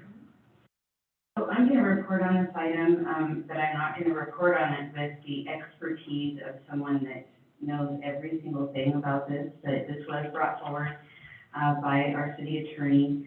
The law firm of Keller Roback is basically asking the entire state to participate in a one MOU, and it was supposed to be executed by April 30th. However, we have been told that we are able to adopt this tonight. The city basically would be participating at a state level with anyone that gets a settlement from an opioid pharmaceutical company. So any settlement, the city of Sunnyside would actually participate on a basis of how they've done other lawsuits within the state. So this MOU would put us into that group. And so we would actually, if anything is settled on a statewide basis, our city would see a benefit for that. Madam City Manager, for the benefit of those in the audience, would you please define an MOU? Memorandum of Understanding. Good, so we would have an understanding that if there's any decision on an opioid case and there's a benefit, then the city of Sunnyside would get to participate in that benefit.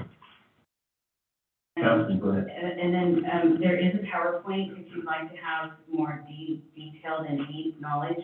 But since I didn't put it together, I didn't think it was fair for me to just sit here and read it. But it does give you the percentage that would come to the jurisdiction and all of the information about how this came about, and the participants in there. And this in It is in your packet, Right. and it is also on our website. Thank you. Council members, comments or questions?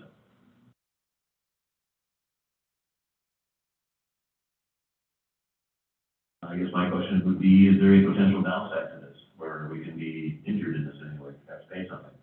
It's actually been reviewed by our attorneys. Would you like to weigh in on this at all? Sure. A huge downside.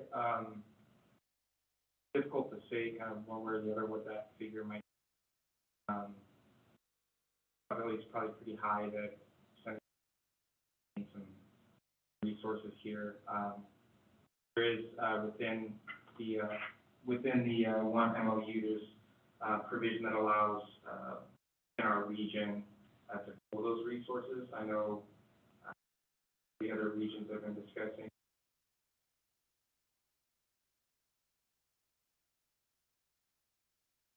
To address some of these, obviously the distribution that we get needs to be spent in strategies. So, you know, it's not free rein with regard to how this money. I did think it was interesting, the one MOU, they point out, I can find this MOU should alter or change any rights to pursue its own claims. Rather, the intent of this MOU is to join all parties who wish to agree upon an allocation formula for claims. The binding settlement with more pharmaceutical support. All local governments in the state. So that's, if you read the first sentence and then read the second sentence, that latch onto that first sentence, oh, there's nothing here that it continues on. Again, the intent is to bind. If there's a settlement. If we do reach a settlement, then we are over that kind of litigation. So I would point that out. This doesn't mean that we get a settlement and then we get those pharmaceutical companies to be bound by that. It's probably relatively, I mean, this isn't, I wouldn't put this into the class of other suits. I think everybody in this room has probably gotten some notice at some point that they're a member of a class action lawsuit.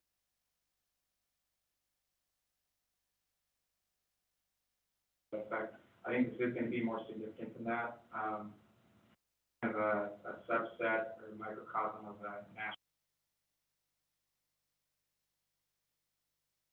damages, you know, in the nation are probably order of millions or tens of not millions or so. It's likely to be a significant jump. There's some forecasting with regard to, you know, annual reporting requirements, and got a cap allows us to allocate 10% of that distribution. So I think they're foreseeing this as being kind of a long-term fix for the problem. But,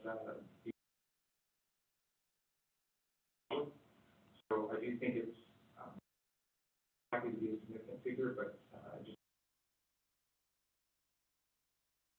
very good. So it's not something that we can write our city budget on, but we can definitely use it for opioid treatment, rehabilitation, that sort of stuff. And it's possible that we can work together with other communities, for example, Ranger Mass and Grandview or something like that, and come up with a combined center to benefit the people in our communities.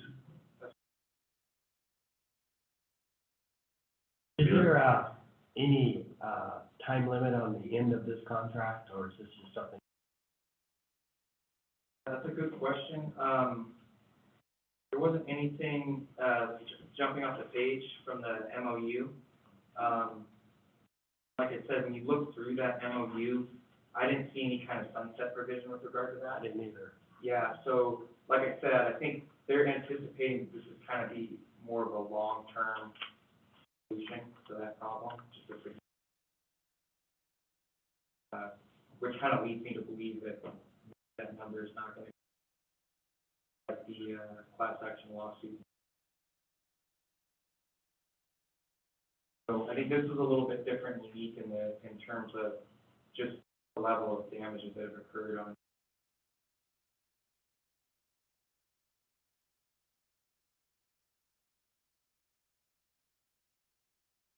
Other questions?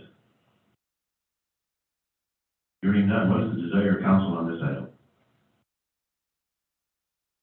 Mr. Mayor, move to authorize city manager to sign the MOU with the law firm Keller Lordock. Do we have a second? I'll second it. All right, we have a motion by Councilor Hart, second by Councilor Beeler, to authorize the city manager to sign an MOU with the law firm Keller Lordock. Any debate on this item? Hearing none, Madam City Clerk, we go down the list for the vote, please. Councilor Ripley, Yes. Mayor Borsman, Yes. Deputy Mayor Stucci, Yes. Counselor Bueller, Yes. Counselor Hicks, Yes. Counselor Farmer, Yes. Counselor Hart, Yes. Mayor, there's 7 yes votes. Thank you, motion carries. Item 4, items from council members. Mayor's appointments for boards and commissions.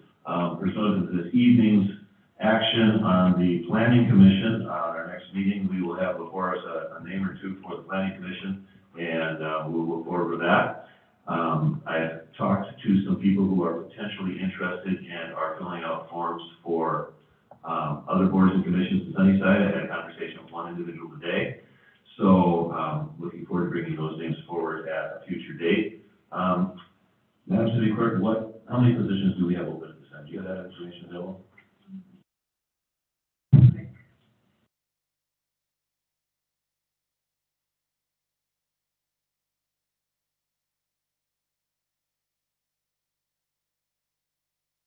So right now, there's 2 vacancies in the boards and Board of Parks and Recreation. There's 3 vacancies in the Community and Economic Development Commission, and there's 1 vacancy in the Planning Commission. And I received 2 applications for the Community and Economic Development Commission, but no certificates, so I'm just holding off on those. And I know that there's a few that may be coming in for the Parks and Rec, but nothing official yet. All right, so until people are appointed, those positions are open. And if you know anybody who's considering it, if anybody would be interested in filling in one of those vacancies, by all means, get ahead, get on the website, get the forms, and if you have any questions about that, clerk will be able to answer those questions. And get that information handed in. There are some requirements to go through for all of that, and the sooner you start, the sooner you're appointed. All right, council request status reports. City manager.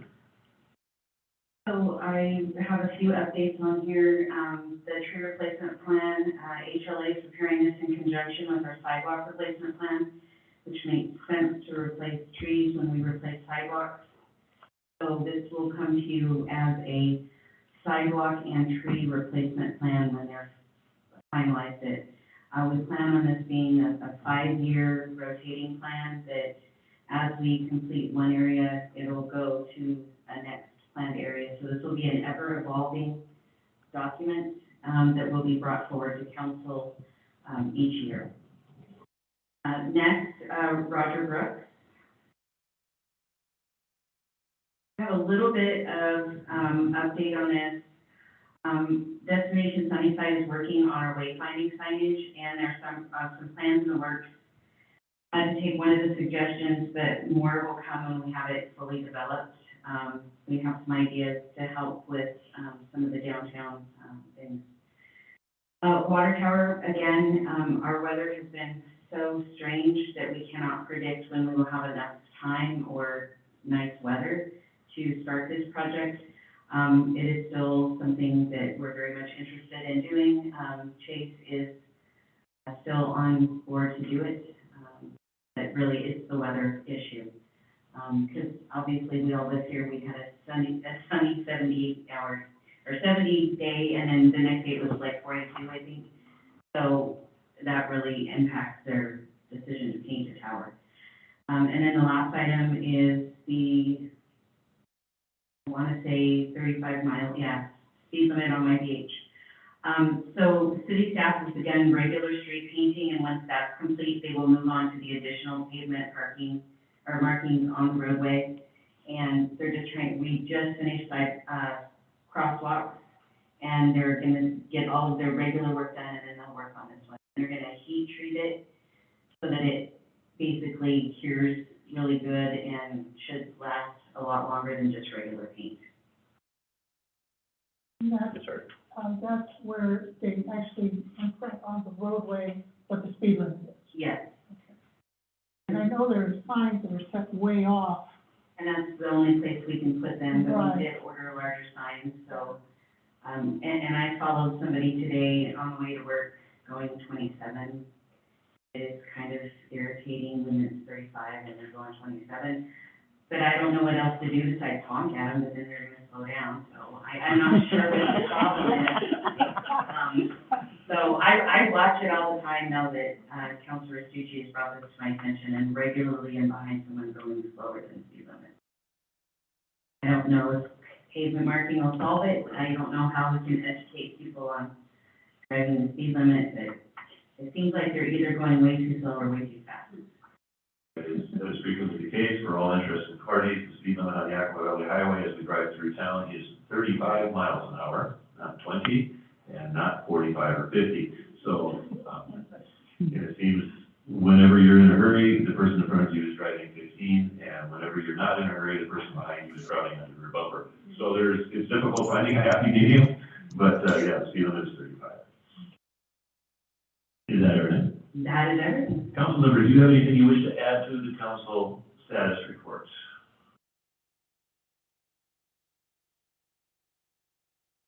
Hearing nothing, let's move on to the next item. Other reports, announcements, and or questions by council.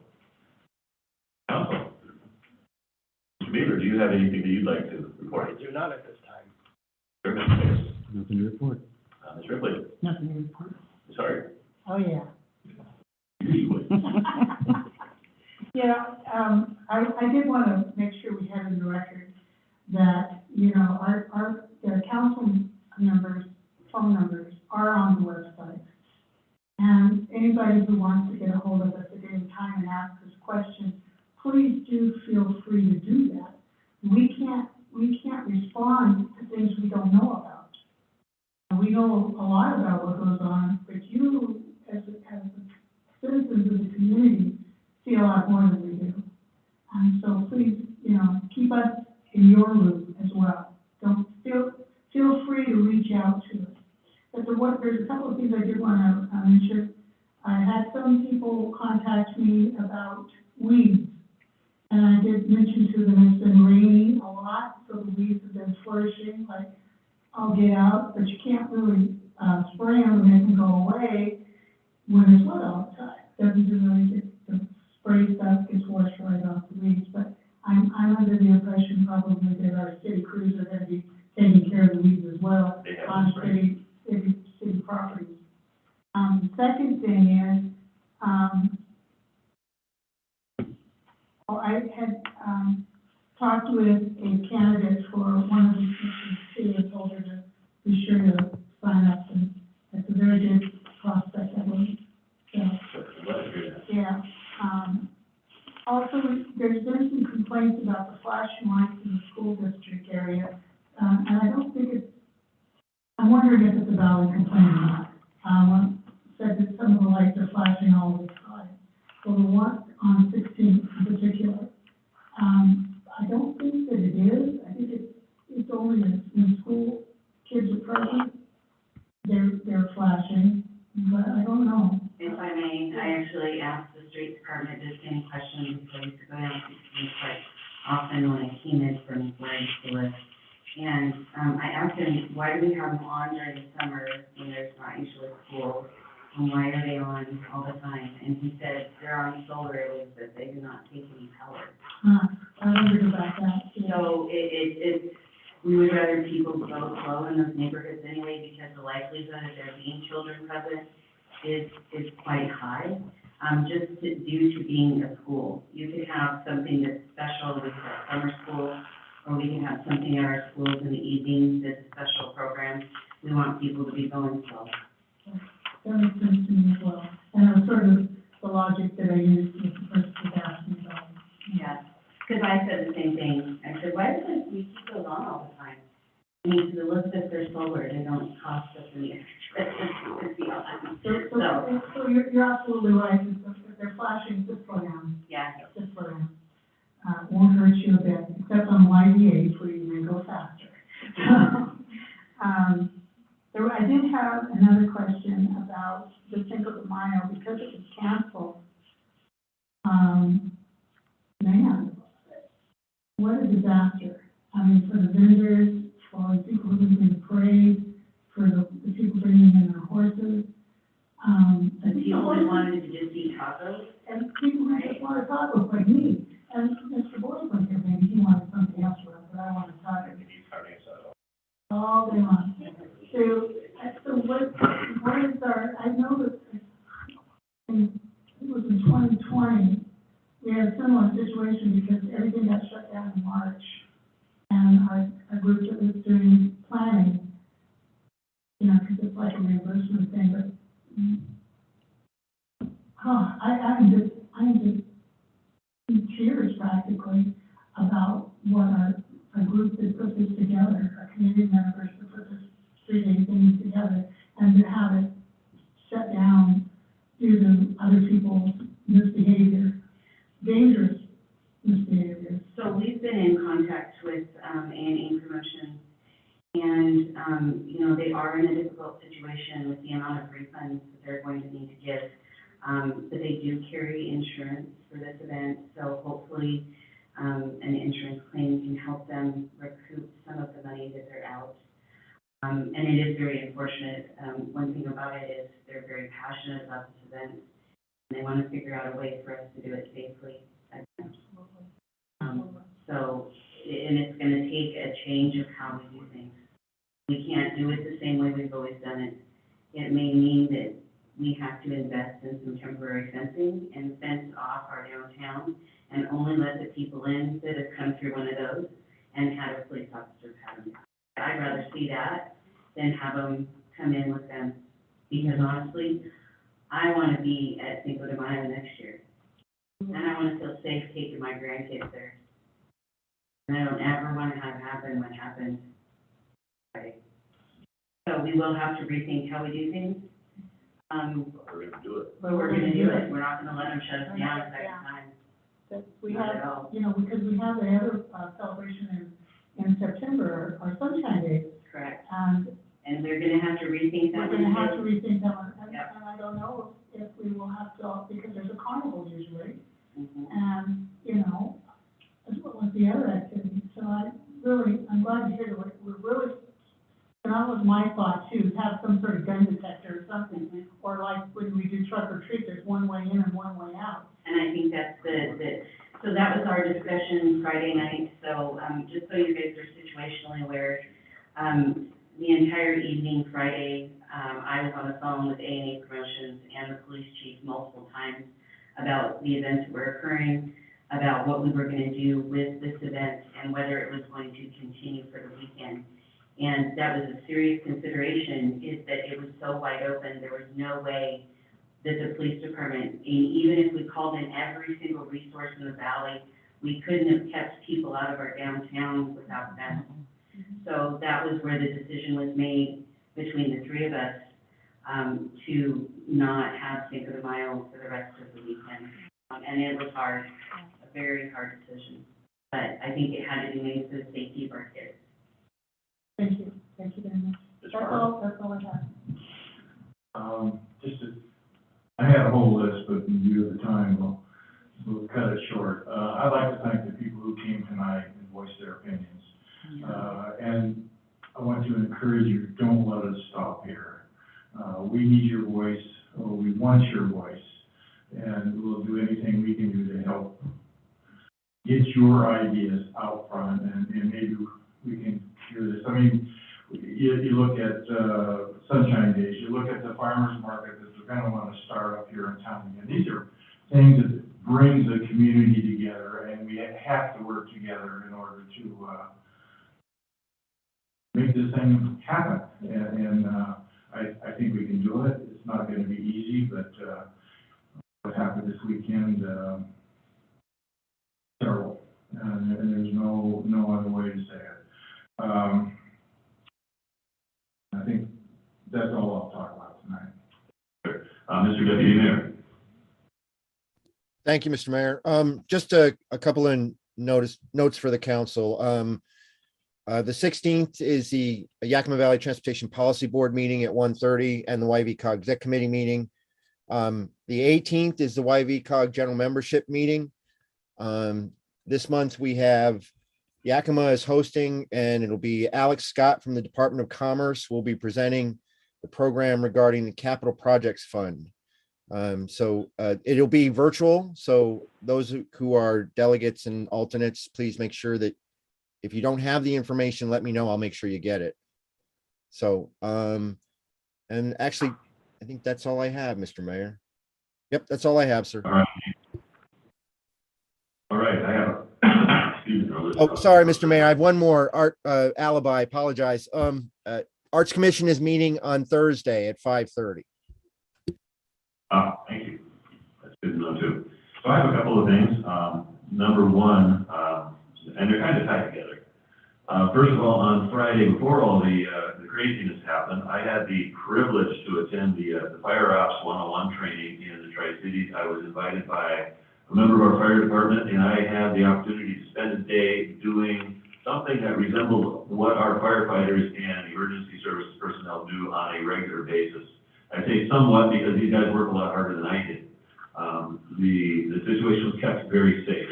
But we got to respond to an automobile wreck where we had to cut the car apart and use that heavy equipment to get the roof cut off, take the doors out, and those sorts of things to rescue a victim. We were able to go through a smoke-filled building. It was mostly a maze. It was filled with all sorts of incredible junk, and it was pitch black and filled with smoke. Wearing the entire firefighter's gear with oxygen and everything. Had to crawl my way through there. Climbing up a ladder to the 5th story of a building, so it's 190 or so feet up. It was a long ways up. And doing a code call where somebody had a heart attack and we had to administer CPR, and the ambulance ride, everything that's involved in that. I'm trying to think of the other thing, put out a car fire, and go into a burning building and try to attack that fire. I spent the entire day wearing fireman's gear. I learned just how heavy that stuff is. I learned how uncomfortable their turnout boots are. This may come up in our budget discussion, how we can get them some money so these guys can afford to buy better boots. Those rubber boots are awful, and the stench from my feet at the end of that day was horrible. But one of the things that was impressed upon me at that time, and has really been in my mind ever since the incident on Friday night, was the mental health impacts on our first responders, both from the fire department, paramedics, and our police department. The impact of dealing with the kind of trauma that they see almost every day. They deal with children who were shot, obviously. They had to deal with that. These are young men and women who have families of their own. And they go home to their children after having spent an evening trying to save the life of another young child, maybe a classmate of their own kids. And the mental health impacts on these guys, these men and women, is just absolutely phenomenal.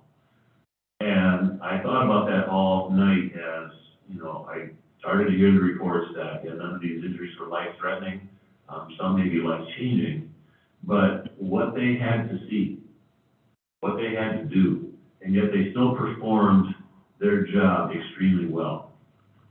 And we had paramedics and EMTs who were willing to go into that situation, police officers who were willing to go into that situation where they weren't 100% sure if there was another shooter there. And so they were required to put on body armor in order to keep themselves safe while they were trying to save the life of these individuals.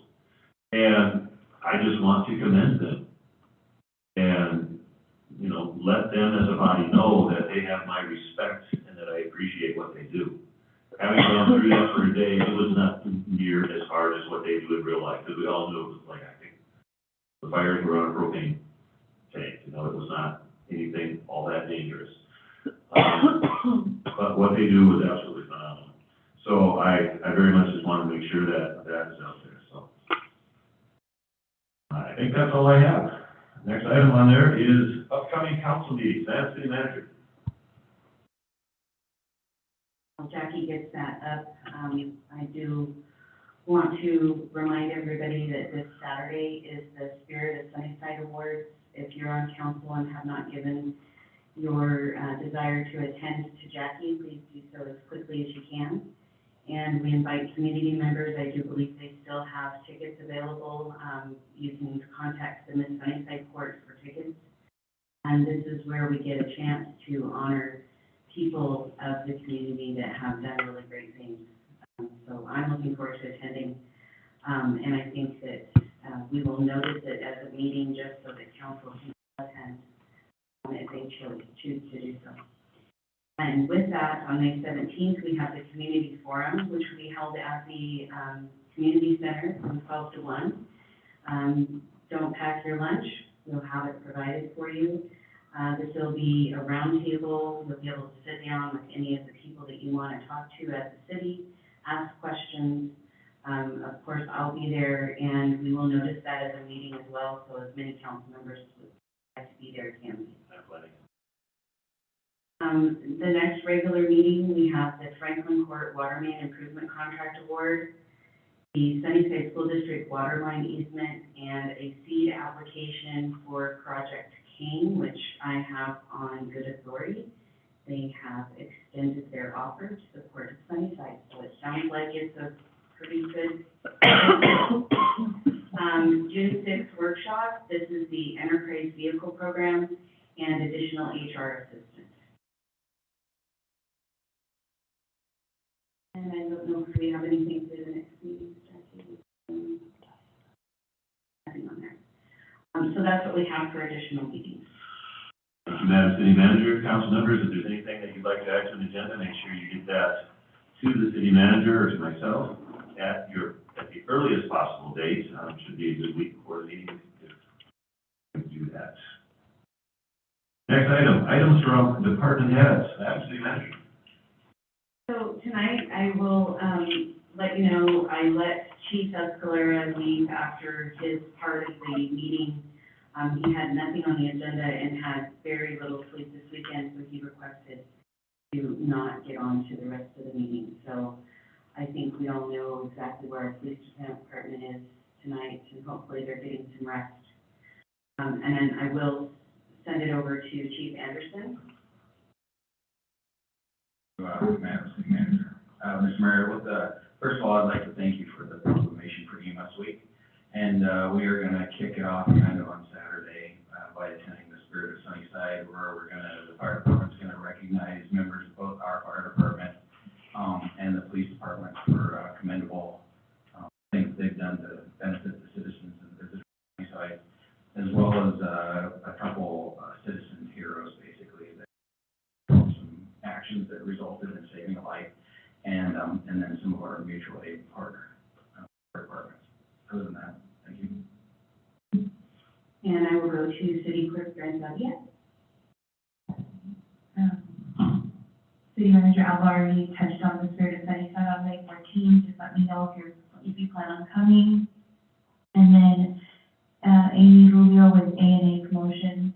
She was the event coordinator for Cinco de Mayo. She wanted to come in, but she wasn't able to. So hopefully very soon she'll be able to come in to speak to you guys.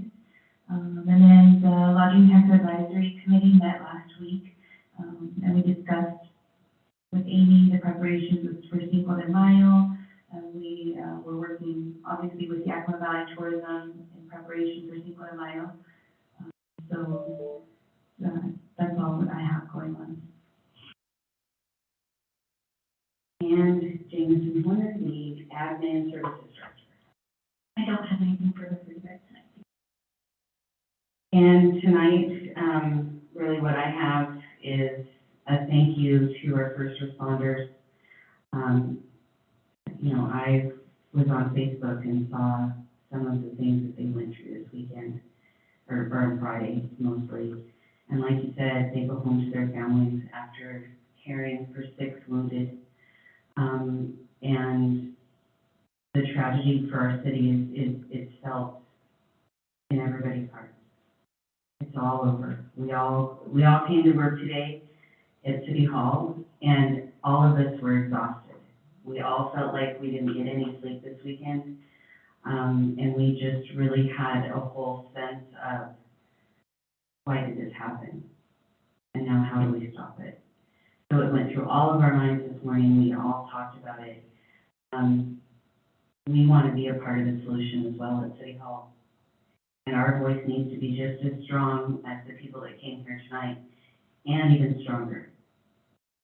So the one thing that I ask is start calling, start participating, start finding a way for all of us to get together and solve this problem. It's not going to take, it can't just be the city, it can't just be the police department. It has to be our community, and we have to fight back against it.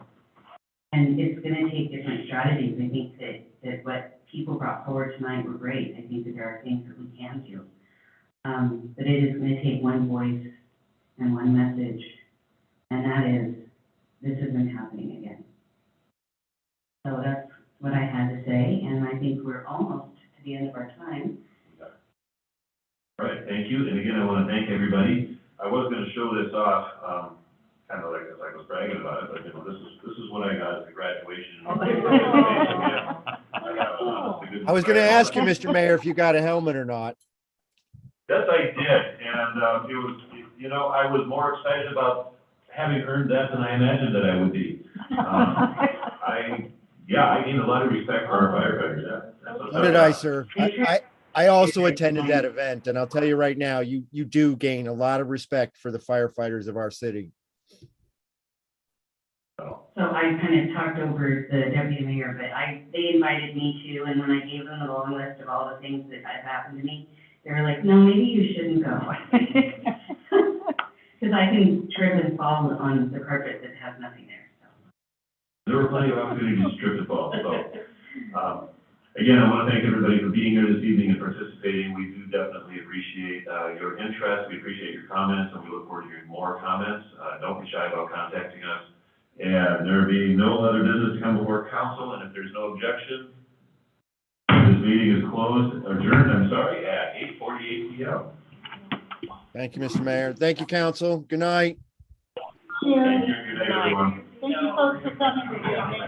Yeah, no, it's like, no.